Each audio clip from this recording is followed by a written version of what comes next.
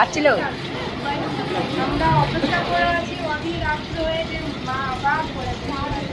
মায়ের আশীর্বাদ আমাদের সঙ্গে সবসময় রয়েছে সেই জন্য আবার পরে জয় মা।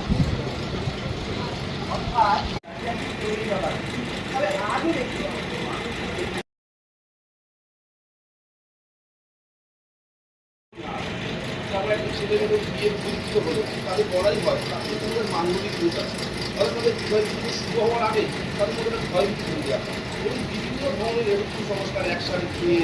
তারা ধরুন কেউ সকালকে হাত তুলে এবং সেটা শারীরিক প্রবলেম। সুতরাং আমরা এখানে অনলাইনে বিভিন্ন জানলেন